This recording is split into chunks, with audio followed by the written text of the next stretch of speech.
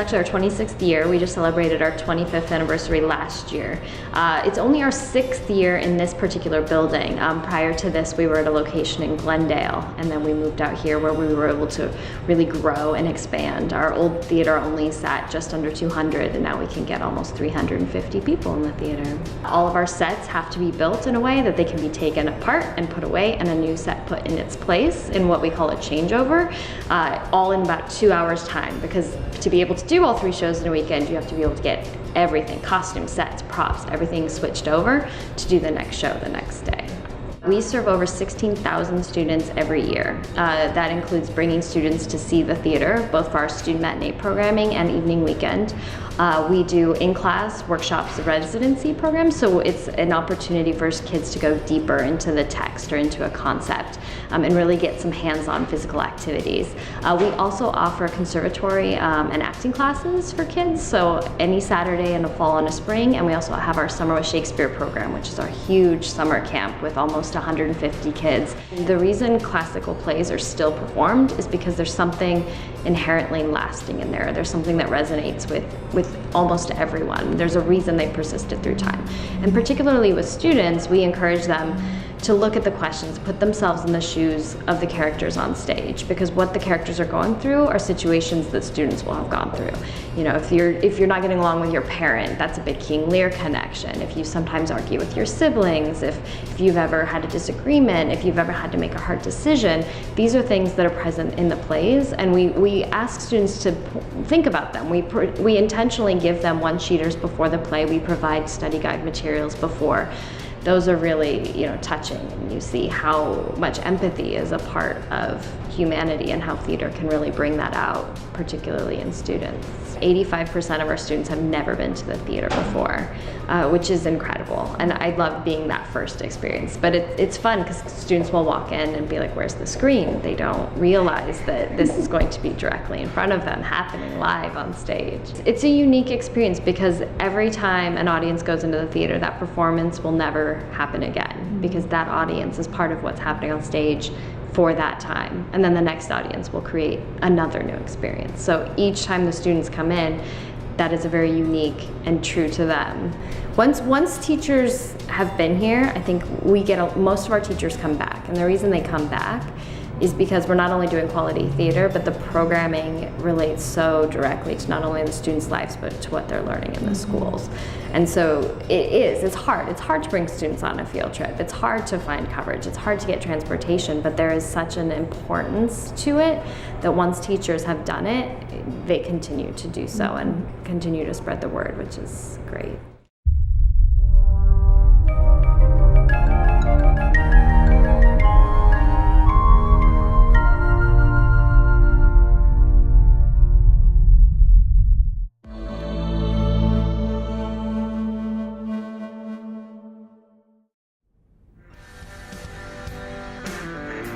Drop, cover, hold on.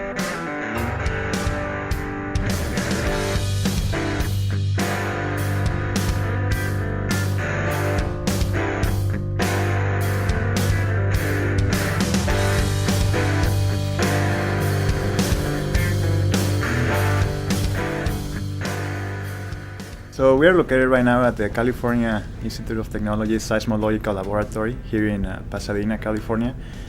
What we do here is we basically study all aspects of earthquakes. We try to understand where they happen, why they happen, and what can we expect from them. The mechanism that generates earthquakes, it's the accumulation of strain. You can imagine that the earth is moving and it's composed of very big plates, and these are crashing amongst each other, and they accumulate strain. Suddenly, they can withhold this energy, and they just slip, they break.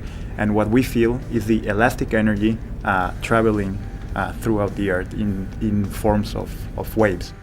Well, Los Angeles itself, as far as our emergency responders, are prepared. We live in the best place if we're going to have an earthquake or a disaster. Our emergency responders are very well prepared for earthquake. However, our residents and our businesses are not. And it's a very small percentage of people that actually have enough preparedness, that have their supplies, that know how to respond to an earthquake. Our businesses are not prepared. Many of our large businesses do have a plan. They do drills, but 69% of our businesses, our economy in Los Angeles, comes from small businesses. And they do not have a plan, and they are not properly prepared. And that has to do with the recovery of the area. If our businesses can't keep their doors open, then the recovery is slower and people move out of the area and it fails. In the 1933 earthquake in Long Beach, that was, so as far as structures go, earthquakes have never killed anybody. It's the buildings that fall down. It's people that don't know what to do that get hurt and creates the damage. So we have built this infrastructure that creates that damage. 1933 was the first earthquake that we had in Los Angeles where we actually had an infrastructure. So in 1933, they created the Field Act within a month after that earthquake to say that buildings had to be built to a stronger standard to withstand an 8.0 earthquake. What does that really mean? If that fault is underneath your building, nothing's going to help that building. But it's the best we know how to do. Over the years, with every earthquake, we have learned more about how to build our buildings stronger. 1994 was our last damaging earthquake in Northridge, was a magnitude 6.7, was not the big one. That was a moderate-sized event. People need to know that their first response is going to be to drop, cover, and hold on. So many of our buildings are strong, not to go into a doorway. That is a myth, but that's not true today. Our buildings are stronger. It is not a safe place to go. Your door is going to be slamming open and shut. It will hit you. Many doors have glass on them, and things are flying around the room, and you may not even be able to stand up. First thing you need to have if you haven't done anything: shoes under the bed, flashlight under the bed, hard hat if you have room for it. The other thing people should always have is a to-go bag. This is an example of what could happen with the large earthquake. So the earthquake starts, it could stop right now and just be a magnitude 3 or a 4, but it continues to rupture this fault 180 miles. And with a 180-mile rupture, we're looking at a magnitude 7.9 earthquake. And so as it ruptures, the energy is traveling out. It's like dropping a pebble in a pond, and you have seismic waves that travel outward. We see now we're at a minute and a half. It's just coming into Los Angeles now. We're still shaking back in Palm Springs with this event.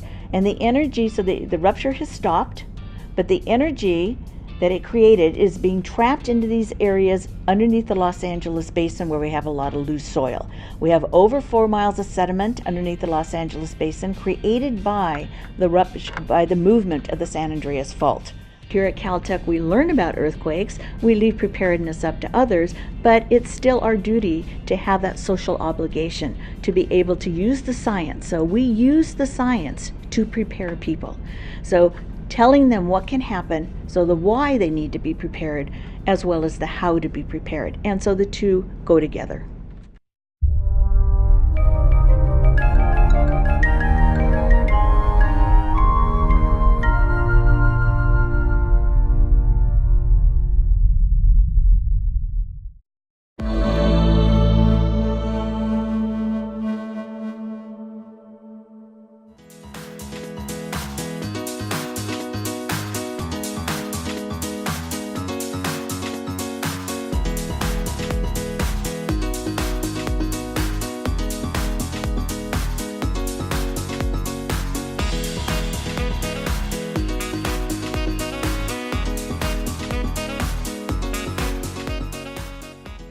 So this is our rig.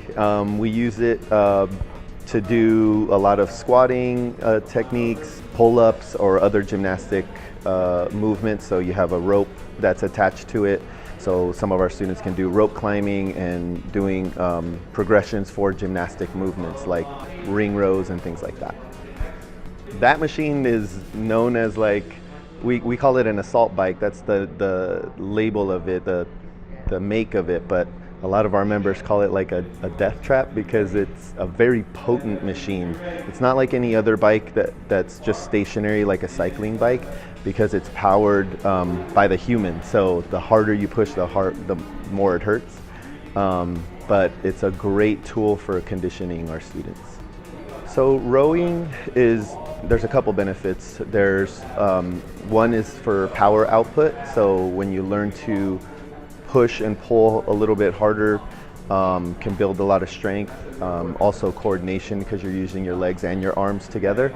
But most of all, it's a conditioning piece of equipment, so we use it to help with cardiovascular endurance. So the dumbbells are, can be used for a number of reasons. We use them because nothing in real life mimics a barbell. So we use dumbbells to help with unilateral movement and to help balance right to left. So things like an overhead press or a squat can be done with a dumbbell to help balance out and to create better symmetry in the body. Our med balls, same thing, it's just a tool to help. You can do a number of different exercises with it. We sometimes use it for catching and throwing, so that we can throw the ball up against the wall and catch it. We can squat with it, we can move it. We have pretty heavy ones, so sometimes we'll have the students bear hug them and walk with them, which again will create a better symmetry between right to left. And then we have our kettlebells. Kettlebells are a great tool for hinge patterns. So we do things like kettlebell swings or kettlebell deadlifts, and that helps build posterior strength and also just to set in a better pattern for pivoting at the waist and hinging.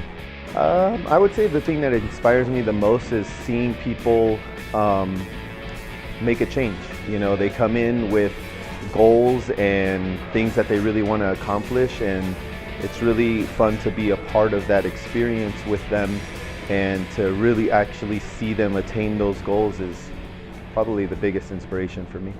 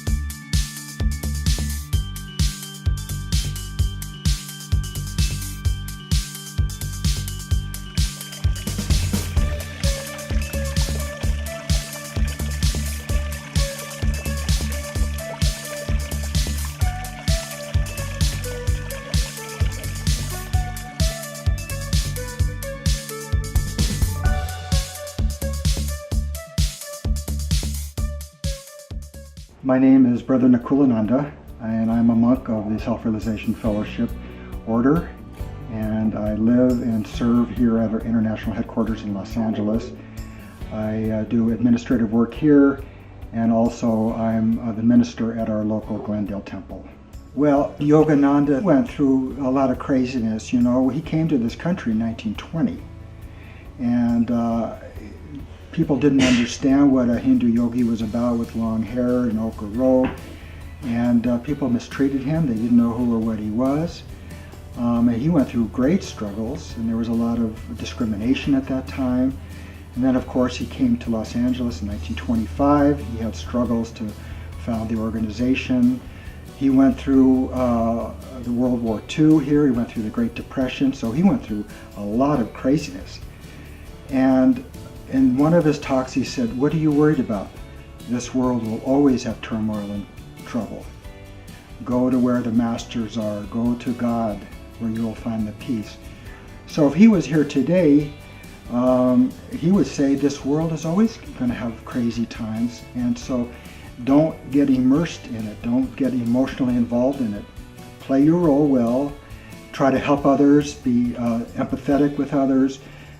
Serve mankind, but most importantly, love God within. I think that's what he would say, and he does say, because he's still here. He's not in the physical body, but he said that when I am gone, the teachings will be the guru. And so all of his teachings, he gave us the advice for what we're going to be going through today in this crazy world. Part of our life is meditation, so we have regular periods of private meditation and group meditation. Then we also have different areas of service. Some of us work in the gardens or in maintenance or in the office writing letters, supporting our membership. So we have a full day of work and service. and we also spend a fair amount of time in private and group meditation. Sometimes when it's easy to meditate, I would say meditation, and when it's a little bit more difficult to meditate, I would say then my service is my favorite. So I'm trying to get to the point where service becomes like a meditation, and so there's not that much difference that you can combine meditation and service. Well, when we say yoga, a lot of people think of yoga as hatha yoga, the bodily postures. When we use the term yoga in our teachings, it's more of the meditational type of yoga. And so I've been practicing that since I started in 1973. The ancient yogis and rishis from India handed down from ages past. And these techniques teach us to concentrate the mind within, because normally our consciousness, all of our energy, all of our attention is going out into this outer world through our muscles and our senses. And what yoga meditation does, it teaches us to take that energy, withdraw it within, and then when the energy is inside, then our consciousness is inside. And then that is when we are more calm, more peaceful, and that is when we can deeply pray and commune with God and to feel God's presence when we are inside.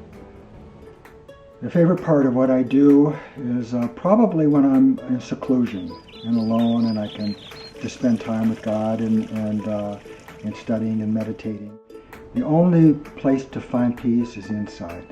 Peace, really enduring peace, lasting peace, true peace, cannot be found out in the world. But because, as our Guru has taught us, we are really the soul, and we are not these bodies and these senses, and so we can't find complete peace or fulfillment through the body or the senses. But the peace, the lasting peace, can only be found within ourselves. And that's where I find it.